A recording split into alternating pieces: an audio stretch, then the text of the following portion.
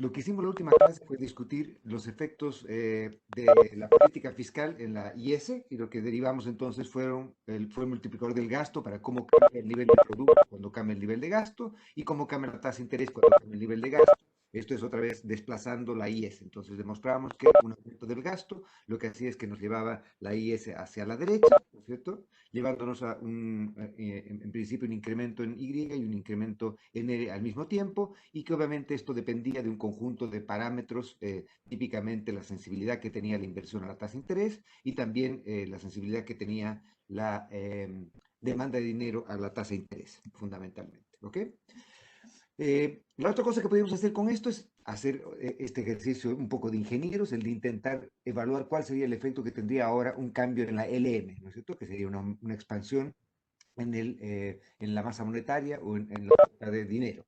Entonces, lo que haríamos acá, la lógica detrás de esto, y por eso es que en parte la LM tiene la L de liquidity, ¿no es cierto?, de liquidez, un aumento en M, lo que haría es que, de acuerdo a lo que vamos a ver en este momento, lo que haría un aumento en la LM es también un desplazamiento hacia la derecha, y lo que haría entonces la LM es que al inyectar mayor liquidez, haría que cayese la tasa de interés. Al hacer caer la tasa de interés, debería fomentar en la inversión. Al aumentar la inversión, debería aumentar el nivel de producto y con eso debería también aumentar la demanda de saldos reales, ¿no es cierto? Eso es lo que típicamente es el mecanismo convencional con el que se trabaja con la LM. La manera en que hacíamos para evaluar el efecto que tenía un incremento del gasto es exactamente lo mismo que habíamos hecho acá. Tenemos el determinante ya de esta nuestra matriz principal y lo que haríamos ahora es para evaluar, por ejemplo, un aumento de M sobre el efecto que tiene sobre Y, un aumento en M, sería simplemente sustituir en lugar de la columna de acá, en lugar del 1 menos C1 y menos L1, sustituir el cambio en M. Entonces acá tenemos que en la primera ecuación no hay M, por lo tanto acá vendría un 0 en lugar del 1 menos C1, y en lugar del menos L1 vendría el menos 1 sobre P, que sería el coeficiente entre comillas asociado al cambio en M. Si hacemos eso, y resolvemos ese nuevo determinante, vamos a encontrar que este sería el efecto que tendría un incremento en M. Y otra vez el incremento en M sería expansivo, entre comillas, aumentaría el nivel de producto y fruto del aumento de liquidez disminuiría la tasa de interés, ¿no es cierto? ¿Ok?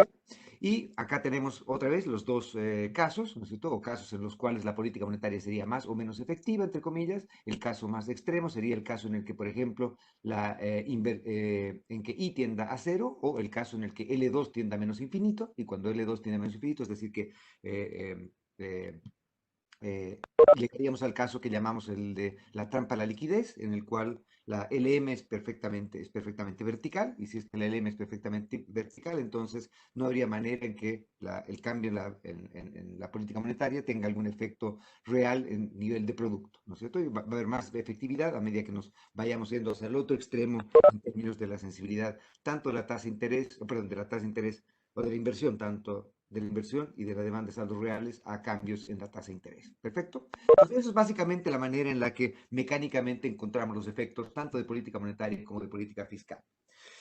Como ven entonces, los multiplicadores dependen de distintos parámetros, fundamentalmente, ¿no es cierto?, la propensión marginal a consumir, etcétera, la sensibilidad de la inversión y de la demanda de dinero a la tasa de interés, y por lo tanto, uno podría estar interesado, y esta es una de las preguntas existenciales que se harían muchas veces cuando uno trabajaba con la ISLM, es tratar de ver cuál de estas dos políticas tiene más efectos en términos de afectar el nivel de producto. Otra vez estamos todavía contando una historia parcial porque estamos simplemente derivando la historia de la demanda agregada, pero quédense conmigo por un minuto para tratar de seguir el razonamiento de, este, de la lógica detrás de este argumento.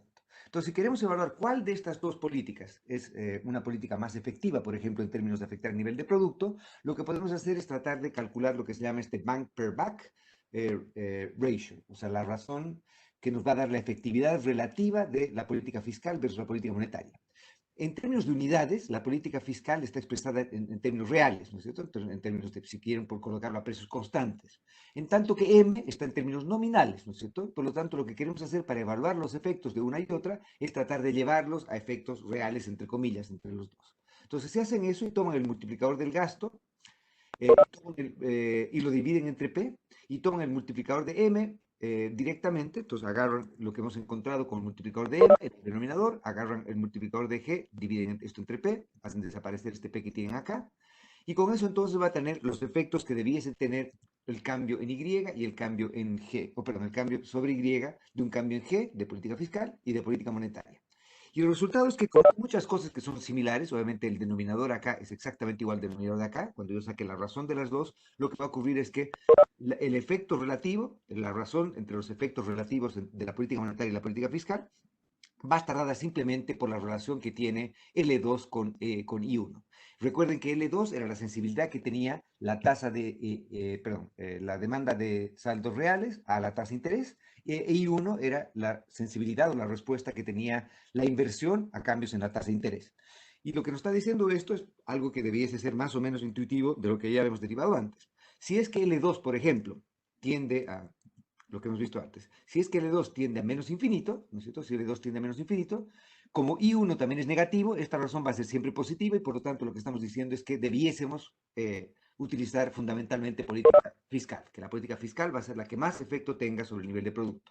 Por otro lado, si es que hacemos que, por ejemplo, I1 tienda a, si es que vamos a este otro lado, ¿no es cierto? Si hacemos que I1 que L2 tienda a cero, por ejemplo, sería el otro caso. Si es que L2 tiende a cero, tenemos el caso de la política en que tenemos la versión fuerte de la teoría cuantitativa. Entonces, en ese caso, esta razón debería tender a cero y otra vez debiésemos, en este caso, preferir más bien la política monetaria, la política fiscal, ¿no es cierto? Entonces, obviamente, estamos entre estos extremos y la historia es que simplemente teniendo una estimación econométrica de L2 y teniendo una estimación econométrica de I1, nosotros podríamos decir cuál de estas dos políticas debiese ser más efectiva en términos de afectar el nivel de producto. Y por lo tanto, muchos esfuerzos se realizaron en el pasado intentando estimar este tipo de parámetros clave, como también se intentaron estimar parámetros como estos de acá. Vamos a discutir eso también en la tarea 1, que voy a subir, yo espero que hasta mañana. El primer ejercicio de la tarea 1 lo que va a hacer es que ustedes van a tener que utilizar datos de Chile, y con los datos de Chile, bueno, van a tener que intentar estimar estos parámetros. Y vamos a discutir un poquito cómo haríamos macroeconometría, entre comillas, con este tipo de modelos. Entonces van a tratar de estimar una IS, van a tratar de estimar una LM y van a tratar de con eso cuantificar este back per back ratio. ¿Ok? Lamentablemente, obviamente, esta práctica, por muy divertida que sea desde un punto de vista pedagógico, porque van a utilizar two-stage least squares y otro tipo de métodos para hacer este tipo de estimaciones, lamentablemente estas técnicas van a estar fundamentalmente destinadas al fracaso. ¿Por qué? Porque obviamente todavía ni siquiera hemos empezado a discutir qué es lo que está fundamentalmente mal con el enfoque ISLM, pero hay muchas cosas que obviamente están fuera de la discusión en este tipo de modelos y por lo tanto van a afectar seriamente a las estimaciones que hagamos. El primero de estos problemas es que obviamente hay una confusión completa respecto a, por ejemplo, los efectos que puedan tener la riqueza sobre, por ejemplo, el consumo y demás cosas. Que las agentes definan el consumo no en función de ingreso disponible, sino en función de ingreso permanente y por lo tanto dependan de una versión más estable de eso. Y lo que hace eso, como vamos a ver, como seguramente han visto en sus cursos de econometría, por ejemplo, es que el multiplicador keynesiano va a estar típicamente sobre valorando el efecto que tiene la política fiscal. ¿Por qué? Porque va a estar subestimando la propensión marginal a consumir típicamente. La otra cosa que ocurre es que este modelo es un modelo en el cual, pese a que estamos trabajando con variables que son típicamente dinámicas, como por ejemplo la tasa de interés en principio debe de ser el precio relativo del consumo presente respecto al consumo futuro. Estamos trabajando con cambios en variables, estamos trabajando con la inversión, que implícitamente es el cambio en el stock de capital. Todas esas cosas, pese a que tendríamos dinámica que debería estar incorporada en el modelo, obviamente este modelo es absolutamente silencioso respecto a esta dinámica y por lo tanto, como ignora las propiedades dinámicas de los modelos, lo que van a ver también cuando hagan las estimaciones de estos modelos es que estos modelos van a estar completamente mal especificados. No toman en cuenta las propiedades estocásticas de las series y por lo tanto no toman en cuenta en principio algún carácter estocástico acá, que si es que lo tomásemos en cuenta, algunas cosas podrían cambiar. La otra cosa que ocurre es que obviamente, como vamos a discutir también un poquito más tarde, es que racionalidad no está considerada acá. Los agentes son básicamente, no sé si tontos o miopes sea el calificativo para juzgarlos, pero típicamente lo que ocurre en este tipo de modelos es que estamos haciendo que la autoridad fiscal y monetaria pueda, por ejemplo, modificar su comportamiento y que los agentes se comporten de un modo estático ante este cambio. Una cosa que vamos a discutir un poquito más tarde también, cuando veamos el tópico 2, va a ser justamente que una de las cosas que probablemente acaba sepultando finalmente la práctica econométrica y la ISLM como la conocemos convencionalmente es la crítica de Lucas que vamos a discutir más tarde, que nos dice justamente que cuando los agentes son racionales, lo que debiese ocurrir es que ante cambios en la política, ante cambios en la manera en que la autoridad se comporta, debiese también ocurrir un cambio en el comportamiento de los individuos. Y al cambiar el comportamiento de los individuos, ninguno de estos parámetros que hemos estimado, ni el L2 ni el I1 que estamos estimando acá, van a ser constantes. Van a cambiar también con cambios en la política, y al cambiar con cambios en la política hacen totalmente inútiles los esfuerzos econométricos que hemos hecho antes. ¿Ok? Entonces, obviamente hay demasiadas cosas que andan mal con esta cosa, pero por lo pronto, como les decía, quiero simplemente discutir algo del enfoque como probablemente lo conocieron, aunque seguramente también han discutido algunas de estas críticas cuando han visto este modelo. Bien, entonces hasta ahora lo que hemos discutido ha sido todo por el lado de la demanda agregada. Hemos derivado la IS, hemos derivado la LM y hemos visto las interacciones entre la IS y LM y los efectos que tendrían cambios en políticas monetarias y políticas fiscales. Nos falta obviamente ahora la otra mitad, y yo diría probablemente la mitad más importante de la torta, y la mitad más importante de la torta es justamente evaluar cómo se comporta la oferta agregada. ¿Ok? Y para eso entonces necesitamos entrar en el tercer mercado que hemos discutido, que íbamos a describir, ¿no es cierto? Que es el mercado de trabajo. Entonces, lo que vamos a hacer acá, y permítanme un minuto la humorada, lo que vamos a hacer es partir primero asumiendo, viendo cómo se producen las cosas. Lo que hemos visto hasta ahora por el lado de la IS es cómo se gastan las cosas. Estamos en el lado divertido de la historia. El lado divertido es que consumimos, invertimos, entre comillas, o el gobierno gasta. Es el lado divertido, porque ese es el uso de los fondos. Pero ¿de dónde vienen esos fondos? Los fondos tienen que venir por el lado de donde se producen. Y por lo tanto, entonces lo que vamos a hacer ahora es ver cómo se generan estos fondos. Y por el lado entonces del mercado de trabajo vamos a partir con la típica función de producción y vamos a asumir que la producción en una economía se determina de acuerdo a una función de producción agregada, y esta función de producción agregada depende obviamente del capital y depende también del trabajo. Podría depender de otras cosas más, pero en este modelito simple asumamos que depende solo de estos dos factores. Una cosa que vamos a hacer, y obviamente es otra inconsistencia lógica del tamaño de una catedral, vamos a asumir que el nivel de stock de capital está fijo. El stock de capital no se puede cambiar en el corto plazo. Ustedes me dirán, bueno, eso parecería ser razonable. Y yo les diría, puede parecer ser razonable, pero recuerden que hay una pequeña variable que han incorporado en su modelo ISLM, que se llamaba I. I era inversión, y la inversión es por definición el cambio en el stock de capital. Neto de depreciación si lo quieren, pero es el cambio en el stock de capital. Y por lo tanto, entonces, ¿cómo puede ser que por el lado de la oferta estamos asumiendo que el stock de capital se mantiene fijo? Y por el lado de la demanda estamos asumiendo que estamos invirtiendo y por lo tanto, por definición, cambiando el stock de capital.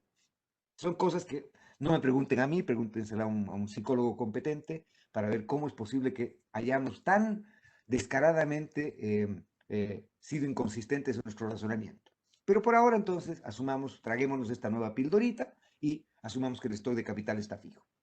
Por lo tanto, si el stock de capital está fijo, lo que podemos hacer es simplemente asumir que la función de producción va a depender solamente de cambios en el nivel de empleo. Entonces, esto podrían decir es el corto plazo, como quieran llamarlo, pero de todos modos quiero hacer énfasis en este problema lógico que tiene la derivación de todo lo que estamos haciendo. ¿Ok? Entonces, la función de producción depende del nivel de empleo. Y estamos asumiendo entonces, a su vez, que obviamente a medida que aumenta el nivel de empleo, aumenta el nivel de producto, pero que lo hace a tasas decrecientes. Entonces, que hay retornos decrecientes a escala, ¿ok? Que la productividad marginal del capital disminuye a medida que aumenta el número de trabajadores. Si aumenta el número de trabajadores, vamos a, vamos a producir más, pero si aumenta el número de trabajadores, vamos a producir más, pero a tasas cada vez menores, ¿sí? O sea, que nos vamos a ir, entre comillas, estimulando, ¿ok? ¿De acuerdo? Bien, entonces si tenemos esta historia, lo que vamos a tratar de hacer ahora es presentar o derivar cómo se determina la demanda y la oferta de trabajo, porque estamos tratando de discutir el mercado laboral. Entonces, por el lado de la oferta, por el lado de la demanda de trabajo, lo que vamos a hacer entonces es discutir la manera más convencional y como ven acá, por lo menos estamos tratando de ponerle alguito de carne, algo más de estructura. También ustedes seguramente en sus cursos de macro convencional lo que han hecho es ponerle algo más de estructura a la función consumo, a la función inversión, contar historias de por qué han derivado una función consumo del modo que lo han derivado, una función inversión del modo que lo han derivado, etc. Acá vamos a hacer más o menos esa historia, pero tratando de derivar la demanda de trabajo. Entonces, podríamos partir con el caso, por ejemplo, asumiendo que tenemos una empresa, que funciona en competencia perfecta. Entonces tenemos que este es el nivel de producto, nosotros supongamos que son, yo qué sé, manzanas, este es el nivel de precios de las manzanas y por lo tanto entonces este sería el valor nominal de ventas de manzanas, ¿no es cierto? ¿A cuánto vendemos las manzanas? ¿Cuántas manzanas vendemos? Determina el ingreso total que tenemos. Y por otro lado, como estamos diciendo que el único insumo variable que tenemos es el nivel de empleo, entonces para producir este nivel de producto necesitamos un N, y vamos a denotar por N sub D o N supra D a la demanda de trabajo. Necesitamos tantas personas para producir tanto nivel de manzanas o lo que fuera el producto, y el W va a ser el salario nominal, ¿no es cierto? Entonces estamos contratados al salario nominal de tanto, cuántas personas tenemos, esta sería nuestra planilla salarial y por lo tanto este sería nuestro costo. Y esta sería nuestra función de beneficios, otra vez estática, la misma historia de toda la vida.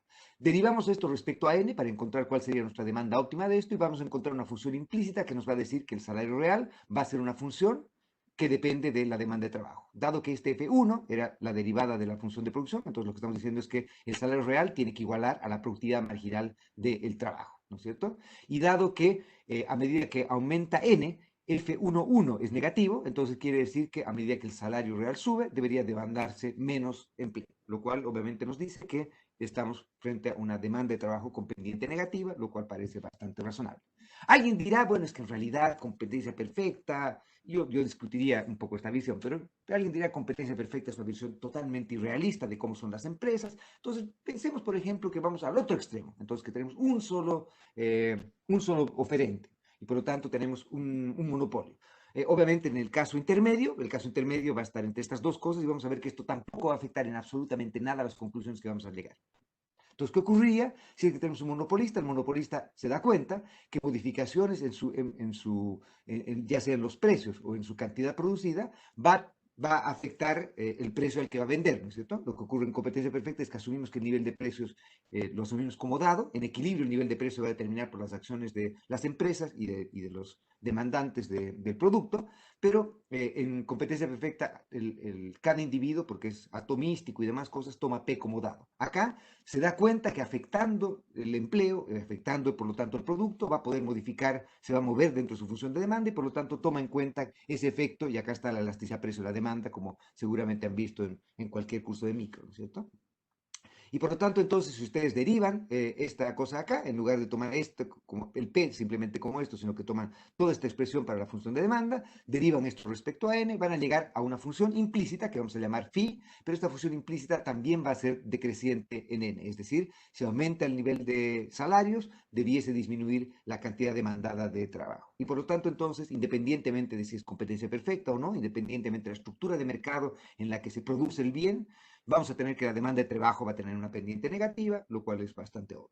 Por el lado de la oferta de trabajo, lo que hacemos es entonces considerar quiénes son los oferentes de trabajo, son las personas o los hogares, y vamos a asumir otra vez, lo que seguramente han visto en cualquier curso de laboral o de micro, vamos a asumir que la oferta de trabajo se determina de acuerdo a este modelo ocio-ingreso, ¿cierto? Entonces lo que asumimos es que la función de utilidad del hogar o del individuo depende de su nivel de ingresos, su nivel de consumo, si lo quieren más indirectamente, y de su ocio. Entonces, él es el ocio. Obviamente asumimos que ambas variables son bienes y por lo tanto la primera derivada de estas dos variables es positiva. A medida que nuestro ingreso y nuestro consumo aumenta, somos más felices y a medida que tenemos más tiempo para ver televisión y para hacer otras cosas relajadas y divertidas, también somos más felices. Por lo tanto, entonces, obviamente, el trabajo sería un mal, de acuerdo a esto, ¿no es cierto? ¿Qué es lo que ocurre acá entonces? Que el ocio va a ser simplemente O, sea, el nivel de horas trabajadas o el nivel de horas totales disponibles que tenemos, y lo que tenemos que definir es cuánto de las horas totales disponibles que tenemos las dedicamos ya sea a mirar televisión, que sería el ocio, o ya sea a ofertar nuestro trabajo. ¿De acuerdo? Y la restricción presupuestaria con la cual maximizamos esta función de utilidad es simplemente que nuestro ingreso, nuestro consumo, va a tener que ser financiado. ¿Por qué? Por las horas que trabajamos, ¿no es cierto? Las horas que ofrecemos de nuestro trabajo, el salario que nos ofrecen, el salario nominal, y dado que esto está en nivel de producto, la unidad de producto, si quieren colocan el P al otro lado, entonces los ingresos nominales igualan, perdón, claro, lo que recibimos nominalmente como ingreso tiene que igualar a nuestro gasto, ¿ok? Si ustedes resuelven este problema, que han hecho esto seguramente infinidad de veces, derivan esta función respecto a y y la derivan respecto a n, o sea que si ustedes reemplazan esta cosa acá, ustedes van a llegar a esta expresión que la conocen de toda la vida y con eso entonces llegan a la oferta de trabajo, que nos dice que obviamente a medida que el salario aumenta, lo que debiese ocurrir si es que están en el tramo de la oferta de trabajo en la que el efecto ingreso y el efecto sustitución hacen lo que debieran, entonces ustedes deberían ofrecer más trabajo, ¿sí? Y finalmente lo que hacen es, después de toda esta introducción, lo que dicen es muy bien, si es que el mercado de trabajo también está en equilibrio, como estaba el mercado de bienes con nuestra IS, como estaba el mercado monetario con nuestra LM, entonces si es que la demanda y la oferta de trabajo se equilibran, entonces vamos a llamar a N nada más, ya no N sub D o N supra D, y ni N supra S, ni la demanda de trabajo ni la oferta de trabajo, sino el trabajo de equilibrio, el nivel de empleo de equilibrio, y el nivel de empleo de equilibrio va a surgir cuando igualemos la oferta a la demanda y en este caso entonces los salarios reales de un lado y del otro y por lo tanto igualando estas dos expresiones que acá tenemos. La oferta de trabajo igual a la demanda de trabajo y por lo tanto tenemos una función que nos va a determinar cuál va a ser el nivel de empleo y el salario real consistente con ese nivel de empleo. ¿Ok? ¿De acuerdo? Entonces, ¿qué es lo que han hecho probablemente después de eso? Lo que han hecho después de eso es simplemente juntar estas cosas. Y vamos a llamar la primera versión de juntar estas cosas, vamos a llamarlo el modelo clásico, por lo que vamos a discutir en unos minutos más. Entonces, ¿qué estamos haciendo acá? Estamos en primer lugar, en la primera ecuación tenemos nuestra IS, ¿no es cierto? Que describe nuestro equilibrio en el mercado de bienes, ¿no es cierto? El producto tiene que ser destinado a consumirse, por el lado del gasto a consumirse, a invertirse o a gasto del gobierno. Por otro lado, tenemos la demanda y la oferta de dinero, tienen que equilibrarse, ¿no es cierto? Por otro lado, tenemos nuestra función de producción, que nos dice cómo traducimos la cantidad de empleo que tenemos a bienes, ¿no es cierto? Por otro lado, tenemos nuestro equilibrio entre la oferta y la demanda de trabajo, que es nuestra ecuación 4. Y finalmente tenemos cualquiera de las dos ecuaciones, la que ustedes prefieran, la de demanda de trabajo o la de oferta de trabajo, que he colocado la de oferta de trabajo. La oferta de trabajo también que nos va a decir cómo se determinan los salarios reales. Entonces, la pregunta acá tenemos 1, 2, 3, 4 y 5 ecuaciones. Y lo que queremos entonces ahora es definir cómo resolvemos este problema. ¿Cómo resolvemos este problema? Requiere que nosotros indiquemos cuáles son las variables, entre comillas, endógenas y cuáles son las variables, entre comillas, exógenas acá. Y las variables endógenas son aquellas que se determinan dentro del sistema y las variables exógenas son aquellas que se determinan fuera del sistema, o son aquellas que no están, que están sujetas a nuestro control, entre comillas. Entonces, como somos este tipo de dictadorcillos en potencia acá, lo que hacemos entonces es definir que las variables que son exógenas son las que van a estar en nuestro control y nuestro control va a ser, entre comillas, la autoridad fiscal y la autoridad monetaria. Entonces, G y M van a ser las variables que son las variables exógenas, van a estar dadas en este modelo y vamos a hacer después los ejercicios de qué ocurre si es que aumentamos gastos, si aumentamos el M. Entonces, estas variables van a ser las exógenas.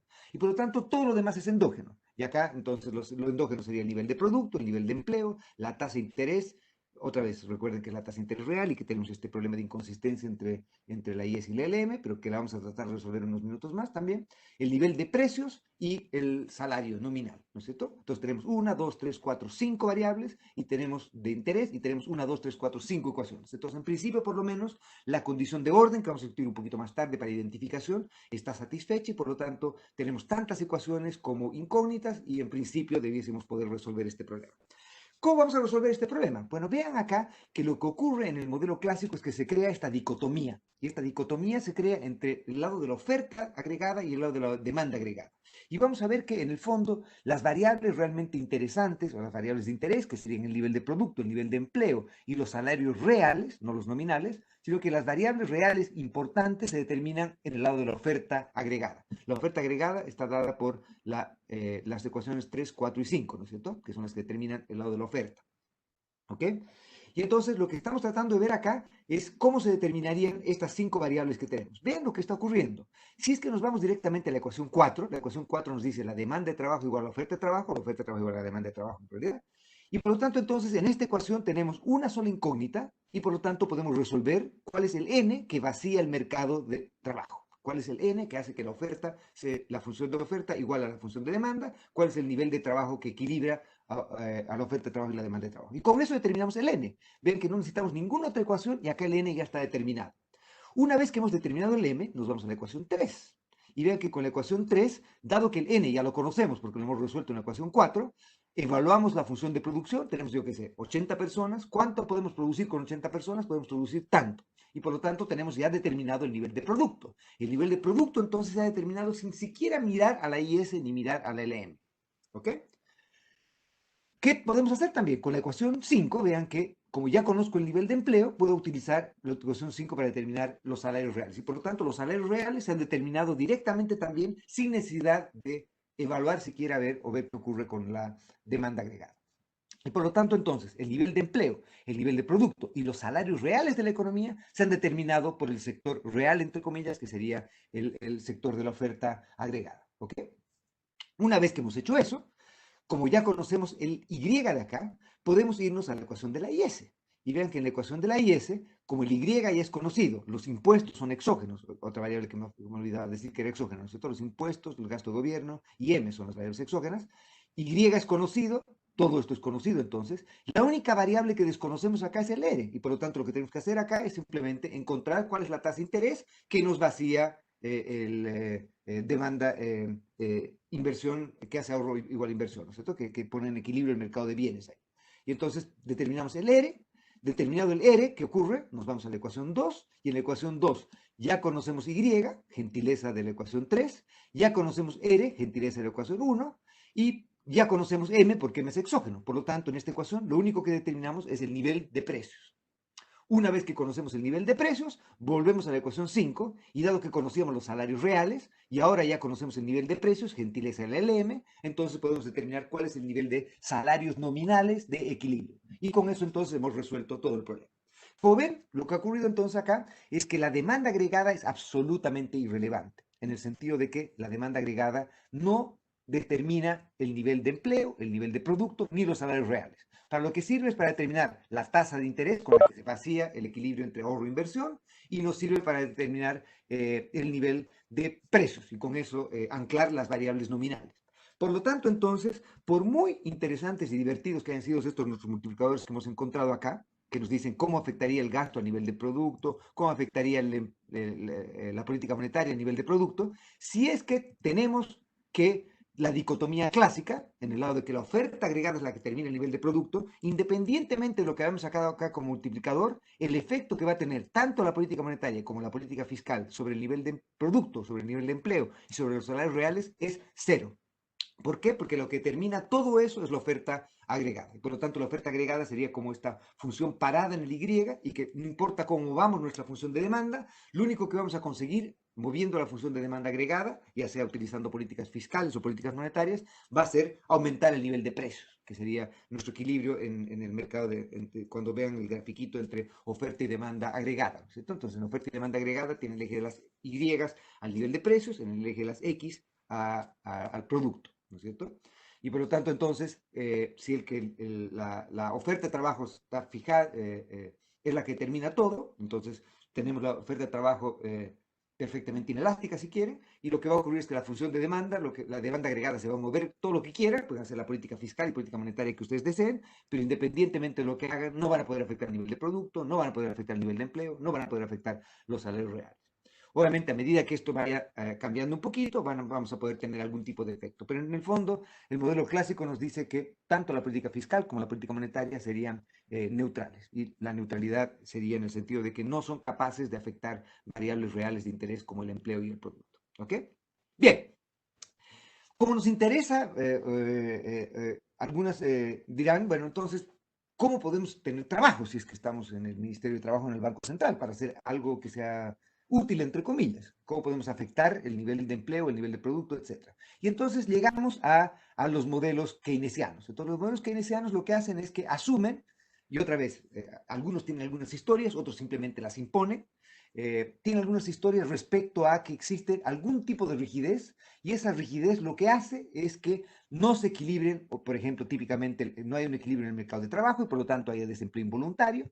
Y lo que va a ocurrir en ese caso entonces es que dado que la demanda y la oferta de trabajo no se equilibran, va a depender de cuál sea la rigidez que impide que esto se produzca para ver cómo uno va a poder resolver y qué tipo de efectos va a tener con distintas tipos de cosas. Entonces vamos a discutir cómo sería el modelo keynesiano simple. El modelo keynesiano simple entonces lo que hace es tenemos la IS de toda la vida, la LM de toda la vida, entonces la demanda agregada sigue derivándose de exactamente el mismo modo. Lo que ocurre es que ahora nuestro problema va a estar con la oferta agregada. Y en la oferta agregada entonces vamos a asumir que dependiendo de, o gracias a alguna rigidez, lo que ocurre entonces es que el mercado de trabajo no se equilibra. Y si el mercado de trabajo no se equilibra, entonces quiere decir que al nivel de salarios, etcétera, que imperan, va a haber un exceso de demanda o un exceso de oferta de empleo. ¿Ok? Y por lo tanto, entonces, lo que va a ocurrir es que la gente estaría dispuesta a trabajar más o a trabajar menos a ese nivel de salarios y los empleadores estarían dispuestos a contratar más o contratar menos dependiendo de esas condiciones. Entonces, el nivel de empleo se determina por, dada el precio al que se está tratando de contratar, cuál es la variable o cuál es la restricción que está activa. Si la restricción activa está por el lado de la demanda o la restricción activa está por el lado de la oferta. Si la restricción activa está por el lado de la demanda, sería, por ejemplo, el caso en que el salario mínimo es un salario que está muy por encima o está por encima del salario de equilibrio. Entonces, al estar por encima del salario de equilibrio, a ese nivel de salario hay más gente tratando de ser contratada de la que se puede contratar. Y por lo tanto, entonces, la restricción activa va a estar dada porque la demanda de trabajo a ese nivel de salario va a ser menor que la oferta y por lo tanto, lo que va a determinar cuál va a ser el empleo que se va a generar en esta economía va a ser simplemente el empleo consistente con la demanda de trabajo y no con el de la oferta. ¿Ok? Por otro lado, entonces, como decía, el salario real también va a estar determinado justamente por cuál de estas dos ecuaciones va a ser la que va a estar activa. Va a ser la ecuación de la demanda de trabajo o la ecuación de oferta de trabajo. Y finalmente, entonces, como ven, entonces hemos cambiado las ecuaciones 3 y 4 y lo que vamos a hacer ahora es crearnos una ecuación 5 totalmente distinta. Recuerden que la ecuación 5 que teníamos antes era una ecuación en la que se determinaba el salario real, ya sea por interacción entre la demanda y la oferta de trabajo. Lo que hemos hecho es que la 4' es una modificación de la ecuación 5 porque nos dice el salario real va a estar determinado por la función que esté activa, ya sea la demanda o la oferta, ¿no es cierto? ¿Sí? Ya sea la demanda o la oferta.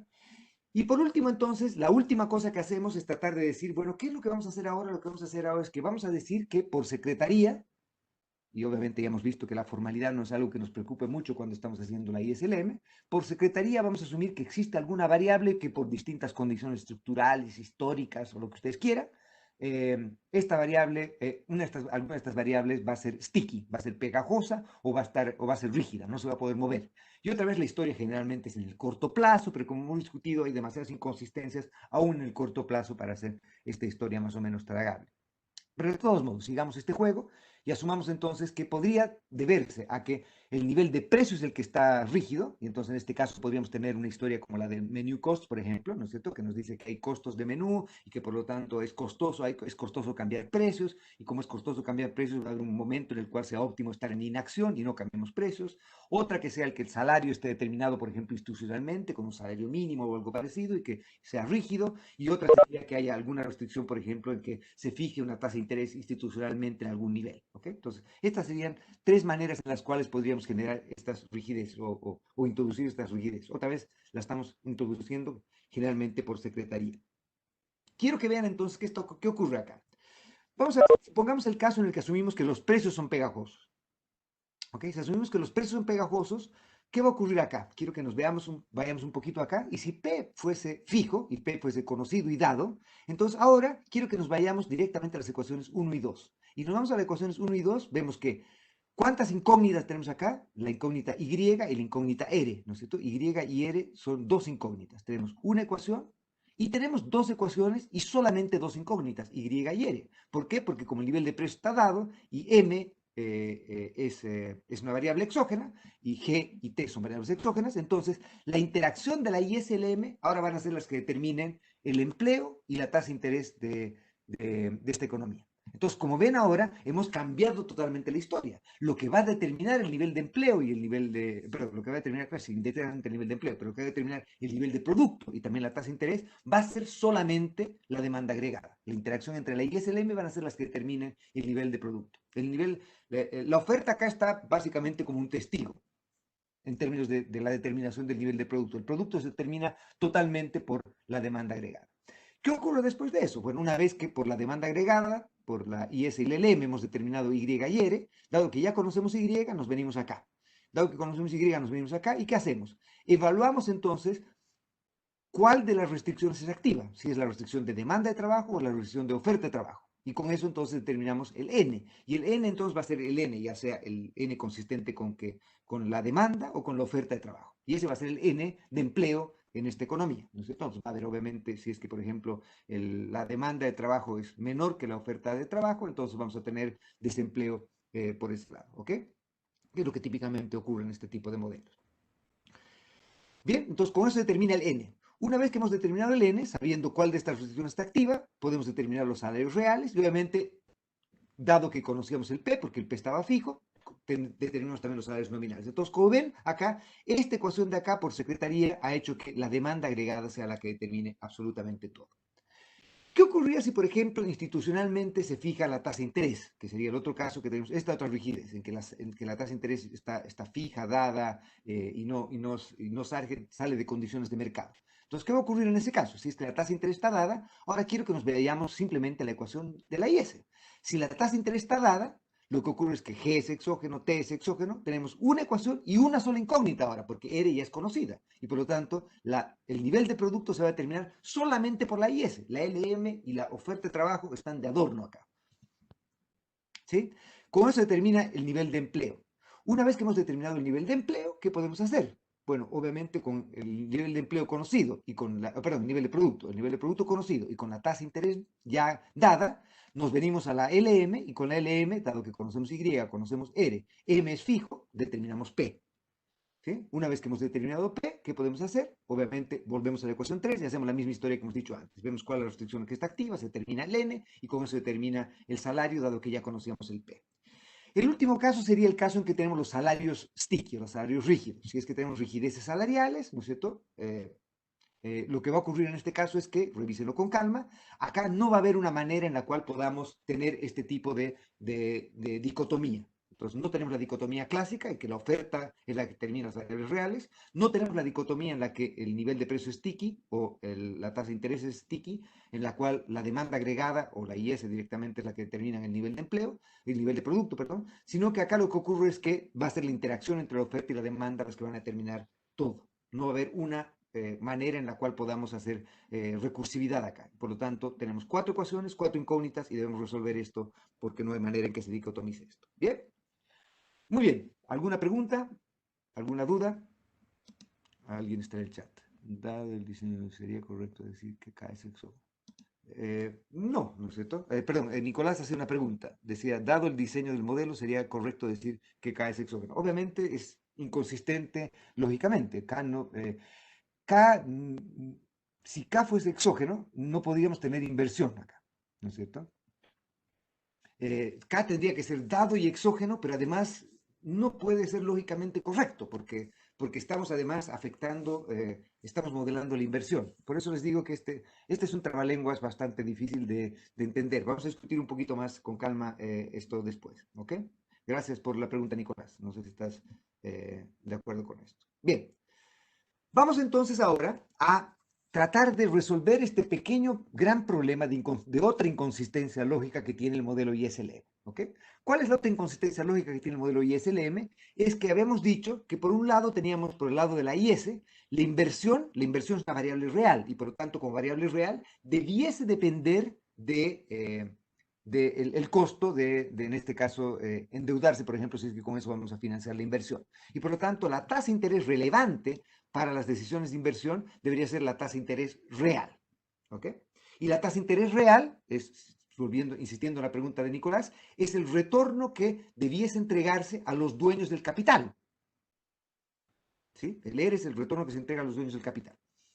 Y por lo tanto, entonces, que como el salario es el retorno que se entrega al dueño del empleo, ¿cierto? Y por lo tanto, entonces, la variable R acá es una variable real, debería ser la tasa de interés real. Pero el costo de oportunidad de mantener dinero no es la tasa de interés real.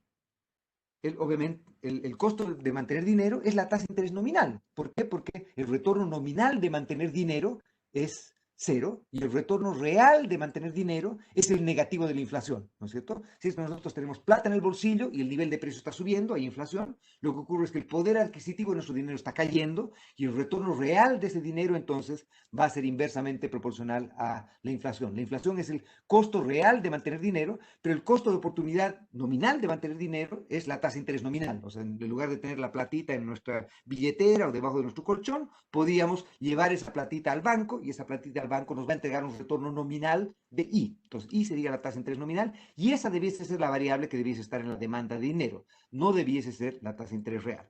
Por lo tanto, entonces, en el modelo clásico todavía, seguimos con las mismas ecuaciones que teníamos antes, solo que ahora incorporamos una ecuación más. Y esa ecuación más, vamos a discutir un poquito que hay algunos problemas acá. Obviamente acá, la ecuación que vamos a incorporar es la ecuación de Fisher. La ecuación de Fisher nos relaciona la tasa de interés nominal con la tasa de interés real. Nos dice la tasa de interés nominal debiese ser aproximadamente igual a la tasa de interés real, más acá debería estar, pi debería ser en realidad la expectativa de inflación. Y como vamos a ver, obviamente este modelo es un modelo bastante curioso, ¿no es cierto? Porque todo este modelo es un modelo estático acá y en realidad la inversión es el cambio del stock de capital, la tasa de interés es el precio relativo entre el consumo presente y consumo futuro y la inflación es el cambio en el nivel de precios. Y acá no hemos modelado nada de dinámica todavía. Entonces, otra vez, quiero que me tengan un poquito de paciencia y traguémonos todos estos sapos que estamos tragándonos para derivar este modelo, ¿ok? Entonces, la inflación es una nueva variable acá. Entonces, ¿qué va a ocurrir acá? Bueno, lo que ocurre acá es que ahora tenemos una nueva variable que tiene que determinarse. Tenemos que determinar el nivel de producto, el nivel de tasa de interés, tenemos que determinar el nivel de empleo, tenemos que determinar el nivel de salarios, tenemos que determinar el nivel de precios, pero a su vez tenemos que distinguir entre la tasa de interés nominal, la tasa de interés real y por lo tanto, obviamente, la inflación, ¿ok? Entonces, ¿qué es lo que va a ocurrir acá? Quiero que me sigan un segundito. En el modelo clásico en el cual estamos tratando de ver que obviamente va a haber efectos, porque es otra cosa que es bastante curiosa, ¿no es cierto? El modelo convencional que teníamos, el modelo que teníamos hasta acá, independientemente que sea este modelo, supongamos que nosotros tenemos una política fiscal, por ejemplo, expansiva, entre comillas. Aumentamos el nivel de gasto, con eso desplazamos la IS, al desplazar nuestra IS desplaza la demanda agregada, y supongamos que estamos en un modelo con sticky algo, y eso tiene un efecto sobre el nivel de empleo. Tiene un efecto sobre el nivel de empleo, pero también tiene un efecto sobre el nivel de producto y por lo tanto también tiene un efecto sobre el nivel de precios. Por lo tanto, en equilibrio el nivel de precios también debería haber cambiado. Y eso es algo que no hemos tomado en cuenta en absolutamente ninguna circunstancia acá porque no estamos haciendo el efecto que tiene eso. ¿Ok? Entonces, obviamente, otra inconsistencia más que hay que tomar en cuenta ahí. Bien, volvamos otra vez al modelo clásico. Tenemos las mismas ecuaciones que teníamos antes, más la ecuación de Fisher. Entonces, ¿qué va a ocurrir acá? Otra vez tenemos que la ecuación 4, la oferta de demanda de trabajo nos va a decir cuál es el empleo de equilibrio. Con el empleo de equilibrio nos vamos a la ecuación 3 y determinamos cuánto se produce. Sabiendo cuánto se produce y cuánto es el empleo, tenemos cuánto es el nivel de salario real. Sabiendo cuánto es el empleo, nos venimos acá y determinamos la tasa de interés real. Hasta ahí estamos de acuerdo, ¿no es cierto? Tenemos la tasa de interés real. Lo que hacíamos antes es que teniendo la tasa de interés real, nos bajábamos acá, dado que ya conocíamos Y y ya conocíamos la tasa de interés real, con eso determinamos el nivel de precios, porque M era exógeno. Pero acá, obviamente, no podemos hacer eso, porque acá hemos determinado la tasa de interés real, pero acá está la tasa de interés nominal. Entonces acá ya conocemos la tasa de interés real, pero no conocemos ni la tasa de interés nominal ni la inflación. Y por lo tanto, entonces, no podemos utilizar esta ecuación directamente. ¿Cuál es la manera en que podemos hacerlo? Pues la manera en que podemos hacer esto es simplemente diferenciamos totalmente esta expresión, ¿ya? Respecto al tiempo, hacemos el cambio en M, cambio en P, etcétera. Y lo que hacemos es asumir, otra vez esta historia curiosa, vamos a asumir que el nivel de producto y el nivel de la tasa de interés nominal se mantienen constantes, y lo que va a determinar entonces el cambio en el nivel de precios va a ser simplemente el cambio en la emisión monetaria, el cambio en M. Y por lo tanto, entonces, definimos, en este caso, si es que hacemos que el producto se mantenga constante y que la tasa de interés se mantenga constante, la inflación va a ser aproximadamente igual a el cambio en el nivel de precios. Y el cambio en el nivel de precios va a estar determinado por el cambio en M, que otra vez era exógeno. Entonces, como ya sabemos que cuál va a ser este cambio, o podemos determinar cuál va a ser este cambio en M exógenamente, con eso se determina cuál es el nivel de inflación. Conocido cuál es el nivel de inflación, nos vamos a la ecuación 6, y con la ecuación 6, ¿qué ha ocurrido? En la ecuación 6, como conocemos la tasa de interés real, ya conocemos la inflación, haciendo la diferencial respecto al tiempo, la ecuación 2, con eso determinamos la tasa de interés nominal. Conociendo la tasa de interés nominal, volvemos ahora a la LM, y con la LM determinamos el nivel de precios. Determinado el nivel de precios, vamos a la ecuación 5 y determinamos el salario real. Con eso entonces llegamos otra vez a cerrar el círculo. Independientemente de eso, lo que estamos encontrando en este caso es que obviamente como tenemos esta dicotomía entre el lado de la oferta agregada determina las variables reales como empleo y producto y salarios reales, y el lado de la demanda agregada va a determinar solamente la parte que tiene que ver con la variable nominal y con la inflación en este caso. Y por lo tanto, lo que hace la política fiscal y lo que hace la política monetaria es simplemente ruido, ¿no es cierto? Lo que hace es afectar el nivel de inflación, pero no va a afectar el nivel de empleo y ni de producto. ¿Ok? Ese sería cómo cerramos el modelo en el cual incorporamos inflación. ¿Qué ocurría si es que nos vamos con la LM? Y ahora sí nos va, perdón, con el enfoque keynesiano. En el enfoque keynesiano seguimos teniendo las mismas dos ecuaciones que teníamos antes, solo que ahora, ya que vamos a improvisar, lo haremos de un modo más sofisticado o menos sofisticado, dependiendo de cómo lo quieran ver. Y lo que hacemos es mantenemos la ecuación de Fisher, la misma ecuación de Fisher que teníamos antes, que nos relaciona la tasa de interés nominal con la tasa de interés real, de acuerdo a la inflación. Y lo que vamos a hacer ahora es que vamos a decir que por el lado de la oferta, lo que teníamos antes, que el producto se determinaba por el desequilibrio que había entre oferta y demanda, etcétera. Ahora lo que vamos a hacer es que vamos a colocar la ecuación 3, va a ser el nombre que vamos a poner a esta ecuación, va a ser la curva de Phillips.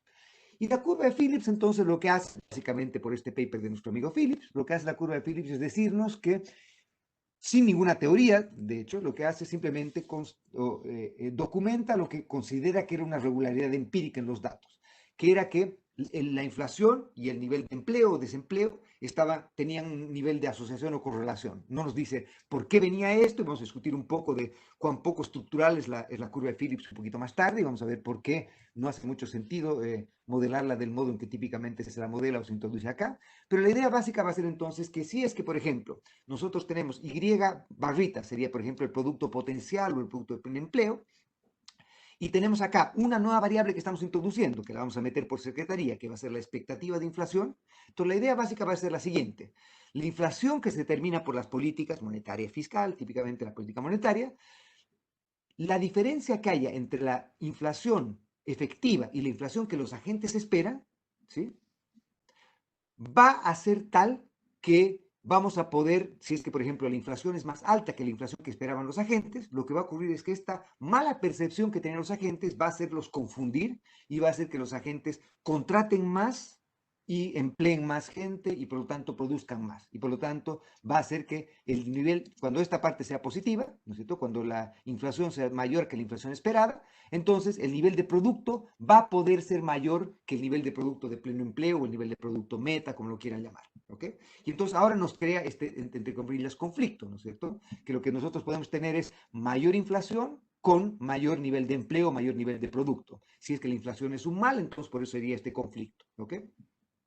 ¿De acuerdo? Entonces, esa es la idea básica detrás de la curva de Phillips. Vamos a discutir con un poquito más de calma esto en unos minutos más. ¿Ok? Bien. Entonces, lo que tenemos ahora es una nueva variable. La nueva variable es la expectativa de inflación. Entonces, como tenemos una variable nueva, lo que tenemos que hacer ahora es decir, bueno, ¿y cómo vamos a hacer que se determine la expectativa de inflación?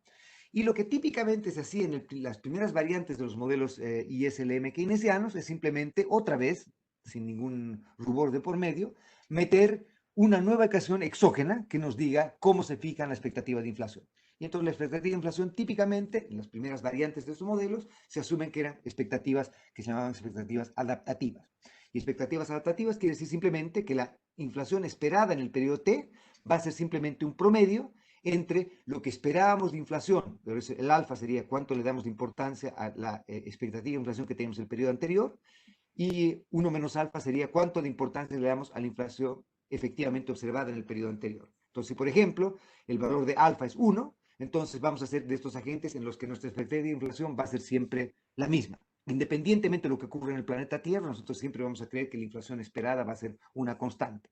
Obviamente acá esto va a ser absolutamente contradicho con, por ejemplo, la autoridad monetaria nos sorprende y infla más la economía y por lo tanto el nivel de producto va a ser mayor, la inflación va a ser mayor que la inflación esperada, pero nos han hecho lobotomía y nosotros seguimos creyendo que la inflación esperada va a ser la misma que nos dijeron que iba a ocurrir antes. Y por lo tanto, obviamente, con expectativas adaptativas, se crea esta historia de un Papá Noel permanente, en la cual nosotros sistemáticamente podemos engañar permanentemente a las personas. Y de hecho, es óptimo hacer eso. Es óptimo hacer que los agentes esperen algo y nosotros con nuestra política sorprenderlos, porque con eso podemos tener efectos reales. Si sistemáticamente podemos sorprender a la gente, entonces vamos a poder ser capaces de tener efectos reales en este tipo de casos. ¿Ok? Y si es que, por ejemplo, el alfa fuese igual a 1, entonces sería el caso en el que, perdón, el alfa fuese igual a 0, entonces sería el caso en que la inflación esperada sería simplemente la inflación pasada, que sería una versión miope de cómo fijamos inflación, o la expectativa de inflación. La expectativa de inflación es simplemente la inflación que se realizó el periodo anterior. Y esta sería una variante, lo que después podríamos discutir como una versión aceleracionista de la inflación, cuando la expectativa de inflación se fija de este modo. ¿Ok? Entonces, ¿cuál es la idea acá? Bueno, la idea es, otra vez, bastante simple, ¿no es cierto? ¿Qué tenemos que determinar? Tenemos que determinar el nivel de producto, la tasa de interés nominal, la tasa de interés real y la inflación, ¿sí?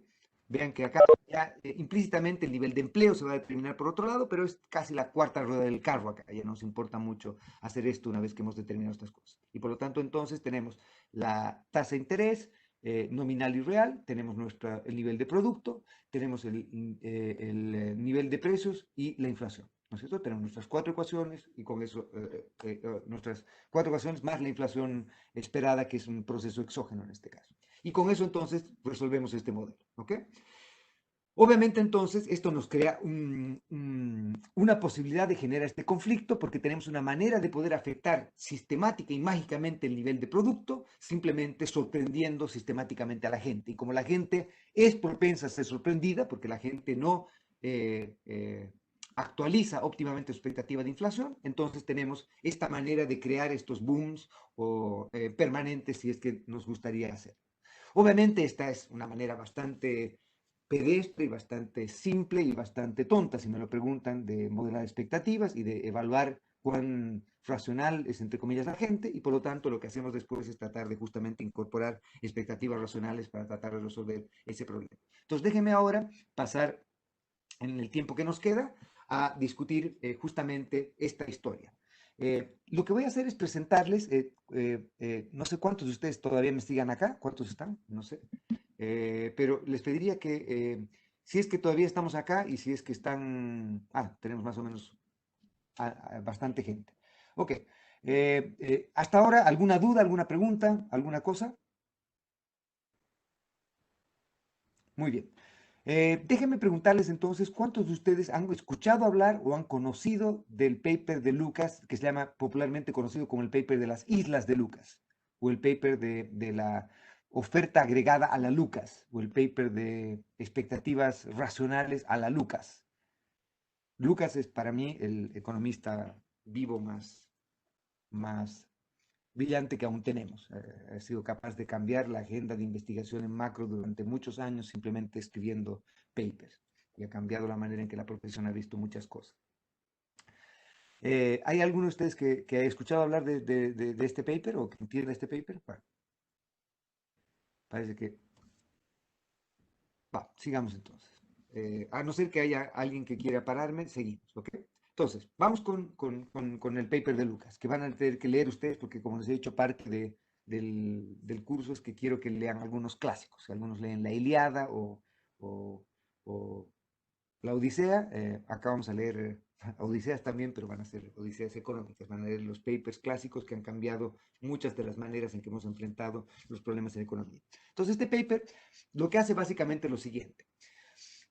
Juega en un mundo ideal, entre comillas, un mundo teórico en el cual, por ejemplo, tenemos un solo bien, ¿ya? Y tenemos que los oferentes de este bien están separados físicamente, pero que interactúan en mercados competitivos, en el mercado competitivo del bien. Entonces tenemos un bien, por ejemplo, manzanas, yo qué sé, y se producen manzanas en distintos lugares. Ah, nos preguntaba, conlleva eso no debería ser perjudicial. Sí, Sebastián nos preguntaba por qué cuando tenemos acá, se dan cuenta que si es que nosotros, por ejemplo, inflamos la economía entre comillas, es decir, que la inflación es mayor de lo que la gente esperaba de inflación, esta cosa va a ser positiva. Dado que este lambda es positivo, vamos a derivar una variante de esta función en unos minutos más. ¿Ya? Lo que va a ocurrir entonces es que el nivel de producto, para que esto esté en equilibrio, el nivel de producto va a tener que ser mayor al nivel de producto de pleno empleo, entre comillas, o al nivel de producto a largo plazo.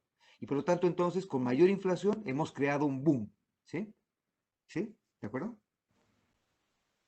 ¿Sí? Ahora, obviamente, como tú bien decías, es que debiese haber un costo para eso. Y el costo para eso debiese ser que la inflación debiese ser costosa, ¿no es cierto? Pero acá obviamente no tenemos una manera de distinguir eso. Vamos a discutir después, justamente en la subsiguiente clase, me parece, vamos a discutir modelos en los cuales haya este trade-off se haga explícito, que haya costos reales de tener mayor inflación. Acá, en el fondo, tenemos una manera de, dependiendo de nuestra personalidad, si nosotros somos personas que nos preocupamos mucho del empleo y del producto y no nos preocupamos de la inflación, entonces este es un mundo maravilloso, porque podemos tener una inflación de infinito y el empleo va a ser infinito más infinito más infinito, porque tenemos una manera de bicicletear esto todo el tiempo. Nosotros sorprendemos a la gente todo el tiempo, obviamente la gente no debiera ser sorprendida, pero con expectativas adaptativas la sorprendemos todo el tiempo. Y con eso tendríamos mayor nivel de empleo. Entonces, lo que va a ocurrir es que dependiendo de nuestras preferencias respecto a esto o el costo que asumimos que pueda tener la inflación, puede ser que el tratar de explotar este trade-off no funcione. Y como vamos a ver en este paper, ese trade-off tampoco es explotable en algunas condiciones. Entonces, a pesar de que puede haber esta relación entre inflación y producto o desempleo, puede ser que no sea beneficioso, ni sea óptimo, ni sea racional el tratar de explotar este trade-off. Eso es justamente lo que vamos a tratar de demostrar con este paper, ¿ok? Entonces, imagínense otra vez, de nada, Sebastián, imagínense otra vez que tenemos un solo producto, tenemos estas islas separadas y por lo tanto asumamos a su vez que estamos en el siglo XIV o lo que fuera y que por lo tanto no hay comunicación entre estas islas. No sabemos lo que está pasando en la isla del vecino. No hay email, no hay drones, no hay fax, si están en mi época todavía, no hay nada. Por lo tanto, nosotros conocemos lo que está ocurriendo en nuestra isla, pero no sabemos lo que está ocurriendo en la isla de los demás vecinos. Y supongamos a su vez que hay dos tipos de shocks que pueden enfrentarse en nuestra isla. Los shocks van a ser como shocks de gente que viene a comprarnos cosas a nuestra isla, ¿ok? Entonces eso sería lo que va a ocurrir acá. Entonces, puede ser que la gente venga con mucho dinero, entre comillas, a comprarnos cosas a nuestra isla y nosotros veamos que hay un gran boom de gente queriendo comprarnos, pero el problema que vamos a enfrentar acá va a ser un problema de extracción de señal, porque vamos a tener información incompleta. En nuestra isla, como no sabemos lo que está ocurriendo en todas las demás islas, no sabemos si este aumento de demanda de nuestras manzanas se debe, o de nuestro bien, se debe a que, por ejemplo, el Banco Central decidió simplemente emitir billetes como loco y tirar los billetes a todas las islas. Entonces, tiró billetitos a todas las islas. Y obviamente, en ese caso, como los billetes son simplemente estos papelitos que tienen la imagen del héroe de turno y con el colorcito que nos guste, y con algún logotipo interesante que diga que somos un país maravilloso, que somos lo que fuera, ¿no es cierto? Alguna cosa que aparece en nuestras unidades monetarias siempre, en nuestras moneditas, pero obviamente en principio, dado que el costo de emitir dinero es cero, el que haya más de estos papelitos blancos no debiese afectar las decisiones reales que debiésemos tomar, ¿no es cierto? O sea, el hecho de que alguien decida mañana colocar más papelitos en la calle, no quiere decir que con eso va a producirse más. Es simplemente lo que está diciéndose con eso es que ahora tenemos más papelitos que todo el mundo tiene, pero nadie está produciendo más manzanas. Y como nadie está produciendo más manzanas, lo que ocurre con el que al haber más papelitos es simplemente que ahora vamos a tener que cobrar más en papelitos por cada manzana. El nivel de precios va a tener que ajustarse ahí y la parte real no se tiene que afectar porque no ha habido nada real, no ha ocurrido nada real. No ha habido una mejor cosecha, no ha llovido más, no ha habido ningún shock real que afecte la producción de manzanas.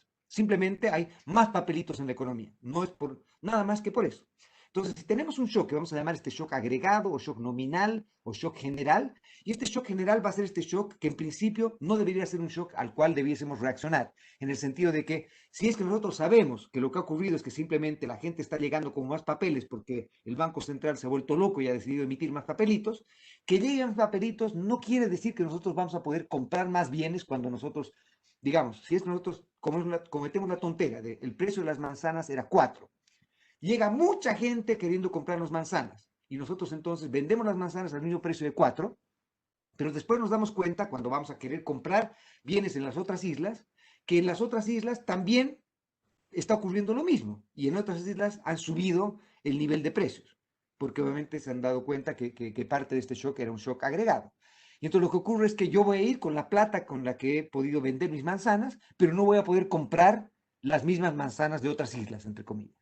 Y por lo tanto, entonces, obviamente lo óptimo en este caso, si yo supiese que esto es un shock nominal, un shock agregado, un shock neutral, entre comillas, no debería afectar mis decisiones reales. No debería decidir producir más y por lo tanto debería mantenerme con el nivel de empleo, producto que tenía antes, porque no hay ninguna decisión real que debería verse afectada por eso. ¿Ok?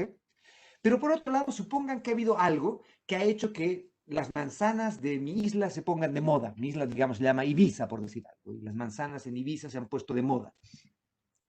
Y entonces lo que ocurre ahí es que estamos con exactamente la misma cantidad de dinero total, ¿ya? Pero más gente ha querido ir a nuestra isla. Y con más gente ha querido ir a nuestra isla, lo que ocurre es que entonces ahora este es un shock real, este es un shock idiosincrático a nuestra isla, que es particular a nuestra isla, que hace que sea más divertida el producto que tenemos en nuestra isla. Y como va a ocurrir eso, lo óptimo en este caso es reaccionar aumentando nuestra producción de manzanas y nuestra venta de manzanas.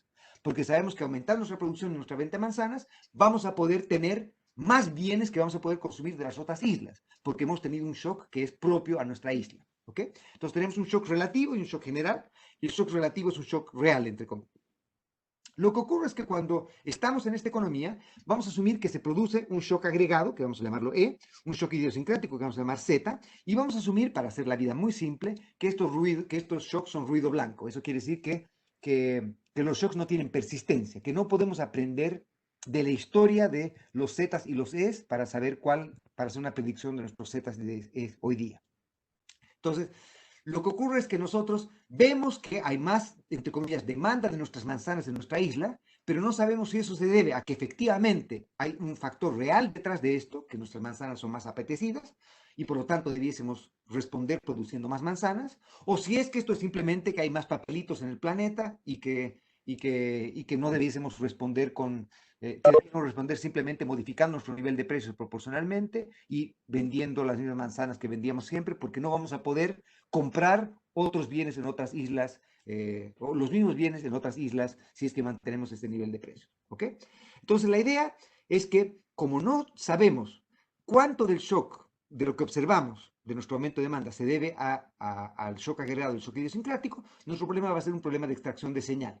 ¿Ok? Entonces, acabamos con la estructura del paper. La idea básica va a ser más o menos la siguiente. Esto resume un poco la historia de esto. La historia de esto es básicamente la siguiente. En nuestra isla I, la diferencia entre lo que esperábamos que ocurra con el nivel de precios en nuestra isla en el periodo T, esta E sub T que estoy colocando acá es simplemente la esperanza condicional a la información que teníamos de lo que debería ser el nivel de precios en nuestra isla. ¿Ya? Y esto es el precio que efectivamente ocurre en nuestra isla. ¿Ok? Entonces, esta es la diferencia entre el precio efectivo en nuestra isla y lo que esperábamos que sea el precio en nuestra isla condicional a la información que teníamos. A diferencia de la transparencia anterior, en la cual asumimos que la expectativa de inflación y la expectativa del nivel de precios se determinaba exógenamente por un proceso caprichoso, entre comillas, como las expectativas adaptativas, lo que vamos a hacer acá es que vamos a asumir que estas expectativas son racionales, y son racionales en el sentido de que los agentes procesan la información que tienen y proyectan su expectativa de inflación y su expectativa de nivel de precios utilizando eficientemente la información que tienen. Vamos a discutir esto de expectativas racionales con un poquito más de calma en la sesión de las 11. Pero por ahora entonces simplemente asumamos eso. La diferencia entonces entre lo que ocurra y lo que esperábamos que ocurra tiene que ser no sistemático. Si fuese sistemático, que es lo que ocurre, por ejemplo, cuando tenemos expectativas adaptativas, es decir, que la inflación observada puede ser sistemáticamente distinta y podemos sistemáticamente subestimar o sistemáticamente sobreestimar la inflación, eso sería una manera subóptima de procesar la información. Porque si es que nosotros esperamos siempre que la inflación sea 3% y la inflación siempre ha sido 5%, seríamos bastante tontos si seguimos creyendo todo el tiempo que la inflación va a ser 3 y la inflación efectivamente es 5. No puede haber una estructura entre la inflación esperada y la inflación observada. No quiere decir que la inflación esperada tiene que ser la inflación observada. No quiere decir que esto tiene que ser igual a cero. Lo que quiere decir es que la esperanza de esto tiene que ser igual a cero. Es decir, que la diferencia entre la sorpresa inflacionaria respecto a lo que esperábamos tiene que no ser sistemática y tiene que tener esperanza cero. Pero como les decía, lo que ocurre es que la diferencia entre el precio que se realiza en la isla y lo que esperábamos del precio que se realiza en la isla va a ser producto de estas dos cosas. Va a ser producto de el shock agregado y el shock idiosincrático. ¿Me siguen? Entonces, no sabemos cuánto de la diferencia entre lo que esperábamos que se produzca de nuestra demanda y lo que efectivamente se está produciendo en nuestra demanda, cuánto de esto se debe a que este es un shock de todo el mundo o cuánto se debe a que este es un shock propio nuestro. ¿Ok? Y por otro lado, si es que tenemos muchas islas, el promedio de los shocks idiosincráticos va a ser cero y por lo tanto, por ley de grandes números, el promedio de estos Z sub i va a ser igual a cero. Y el precio agregado de esta economía, que va a ser simplemente el promedio de precios de todas las islas, la diferencia entre el precio agregado de esta economía y la esperanza del precio agregado de esta economía debiese ser simplemente igual al shock idiosincrático. No, perdón, al shock agregado. ¿Por qué? Porque el promedio de estos shocks va a ser cero. Y cuando tengamos muchas islas, la esperanza de eso va a ser igual a cero, pero como en todas las islas hay este shock agregado, la diferencia entre el nivel de precios efectivo y el nivel de precio esperado va a ser justamente el shock agregado. Entonces, como ven, este es simplemente el shock agregado, es simplemente un shock inflacionario. ¿Sí? Bien, conocemos esta historia, pero el problema es que nosotros observamos esta parte de acá y no observamos el nivel de precios de todas las islas. Solo observamos lo que ocurre en nuestra isla.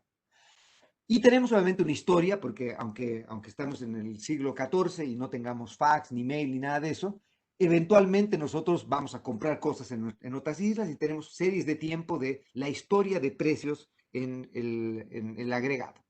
La pregunta entonces es, por ejemplo, con la información que nosotros tenemos, que es la información de nuestra isla, ¿cómo podríamos proyectar cuál debiese ser el shock agregado? Es decir, cuál debiese ser la diferencia entre el precio agregado y el valor esperado del precio agregado. Para con eso poder tener una manera de hacer una extracción de señal. Entonces la idea es, si es que yo tengo series de datos de cuánto fue el precio agregado, cuánto fue lo que esperábamos del precio agregado, y tengo series históricas de el precio que yo esperaba en mi isla y el precio que esperaba en mi isla y el precio efectivo de lo que esperé, de lo que ocurrió en mi isla, yo podría tratar de proyectar, es decir, tratar de predecir esta brecha, que es una predicción del shock agregado, utilizando la información de la brecha en expectativas en mi isla. Y entonces, la manera en que hago típicamente esta proyección es simplemente hacer, entre comillas, un OLS, ¿no es cierto? Mínimos cuadrados ordinarios. Entonces, tomo como variable dependiente esta sorpresa y como variable independiente como X el valor del precio o la brecha de precio en nuestra isla. Y entonces, ¿qué hago con eso? Lo que hago con eso es simplemente hago un OLS de esto con esto. Si ustedes se acuerdan, el OLS, el estimador OLS, el beta gorrito del OLS, va a tener, el beta gorro va a ser la covarianza entre Y y X dividido por la varianza de X, ¿no es cierto? Y la varianza de X, el X, recuerden que esta expresión de acá, y hemos dicho que el X es simplemente E más Z sub I, ¿sí? Y la covarianza entre Y, que es esto, y X, que es esto, es simplemente la covarianza entre E, que es justamente la diferencia entre la expectativa de precios agregadas, y la diferencia de precios en nuestra isla, que es esta parte de acá. ¿Ok? Y con esto entonces podríamos proyectar, dado lo que tenemos, de lo que esperábamos de precios y lo que efectivamente estamos viendo de precios en nuestra isla, podríamos proyectar cuál es el shock agregado. Y con eso poder tener una idea de cuánto es más o menos el shock idiosincrático. ¿Me sigue? Bien, ¿cómo calculamos esta covarianza? Como hemos dicho que los shocks no están correlacionados, el shock agregado y el shock idiosincrático no está correlacionado, la covarianza entre estas dos cosas va a ser simplemente esto de acá, porque la covarianza entre E y Z es cero, y la varianza de esto va a ser simplemente la varianza de esto más la varianza de esto, debe ser más dos veces la covarianza entre E y Z, pero como hemos dicho, el shock agregado y el shock idiosincrático no están correlacionados, por lo tanto me queda solamente esta parte de acá. Llamamos a esto de acá teta. Y teta es justamente el parámetro clave que nos determina la extracción de señal. ¿Qué nos está diciendo ese teta? Ese teta nos dice simplemente que, vean qué es esto, ¿no es cierto? Nos dice, vamos en el caso extremo. Supongamos el caso extremo en el que la política monetaria es muy predecible. Y si es muy predecible, quiere decir que, por ejemplo, y es tan predecible que lo que esperamos de la inflación, lo que esperamos del nivel de precios, es justamente igual al nivel de precios esperado. Entonces, es una regla predecible, el Banco Central nunca nos toma el pelo y nos dice que va a hacer algo y lo hace. Por lo tanto, el shock E va a tener varianza cero. No van a haber errores por parte del shock agregado. Si el shock E tiene varianza cero, entonces esto va a tender a cero y por lo tanto teta va a tender a cero. ¿Qué es lo que quiere decir eso entonces? Quiere decir eso que cuando nosotros observemos una diferencia entre el precio en nuestra isla y el precio que esperamos por nuestra isla, toda la diferencia entre esto tiene que deberse al shock idiosincrático. ¿Me están siguiendo? ¿Sí? Y por otro lado, si es que el Banco Central o si es que la autoridad monetaria es tremendamente loca y le gusta meter mucho ruido y cambiar mucho esta cosa acá y sorprendernos mucho, entonces la volatilidad de E va a ser muy alta. Y si la volatilidad de E es muy alta y, por ejemplo, no hay shocks agregados o no hay shocks idiosincráticos, este coeficiente va a tender a 1. ¿Me siguen? Y en ese caso, ¿qué va a ocurrir entonces? Vamos a creer que todos los shocks que estamos viendo se deben básicamente a shocks agregados. Porque la volatilidad de los shocks agregados es mucho mayor que la volatilidad de los shocks idiosincráticos. Y por lo tanto, entonces, nosotros podemos tener con la historia de volatilidades, de shocks agregados y shocks idiosincráticos, podemos tener, o de shocks en nuestra isla y shocks agregados, podemos tener una idea respecto a cuán propenso es el Banco Central a intentar inflar la economía, entre comillas, o cuán propenso es a hacer más volátil el E. Y por lo tanto, entonces, podríamos generar una regla de cómo comportarnos en cuanto a nuestra producción. Y en cuanto a producción, vamos a hacer una variante de algo que ustedes, si lo ven así, va a parecerse a la curva de Phillips, pero va a ser derivada de primeros fundamentos acá, porque hay una historia acá detrás de esto. Y la historia nos va a decir la siguiente, entonces. Supongamos que hay cierta persistencia, por ejemplo, en la producción, es decir, que si en nuestra isla ayer llovió, lo más probable es que hoy día llueva también, y si llueve, el campo es más fértil y producimos más manzanas, por ejemplo. Entonces, en este caso tenemos autocorrelación positiva entre lo que se produjo el periodo anterior y cuánto podemos producir de manzanas hoy día. Y a su vez, entonces, dependiendo del valor de teta, si es que nosotros observamos un precio mayor que el precio que esperábamos que rija en nuestra isla, lo que va a ocurrir es que nosotros entonces, si es que teta, obviamente el teta está entre 0 y 1, lo que debiésemos hacer entonces es probablemente producir un poco más. ¿Por qué? Porque creemos que parte de esto se debe a un shock propio de nuestra isla, que la gente efectivamente está demandando más de nuestras manzanas y por lo tanto lo óptimo es producir más de estas manzanas. ¿Ok? Pero la historia de esto es que hemos llegado a una variante de lo que sería una curva de Phillips, que se llama justamente la curva de Phillips neoclásica o nueva clásica, si quieren ponerla así. Pero esta curva de Phillips, a diferencia de la curva de Phillips anterior, es una curva de Phillips en la que no hay un trade-off explotable en el largo plazo. Es decir, que no es posible que el Banco Central o la autoridad monetaria infle la economía y con eso genere efectos reales permanentemente. Porque en cuanto empieza a hacer eso, va a aumentar la volatilidad del E y al aumentar la volatilidad del E va a ser más importante este componente de acá, va a ser que este teta se vaya más hacia 1. Y al irse más hacia 1, lo que va a ocurrir entonces es que el primer término de acá va a dejar de ser relevante y por lo tanto no vamos a responder a las sorpresas de divergencias entre el nivel de precios que observamos y el que esperábamos, produciendo más. ¿Me siguen?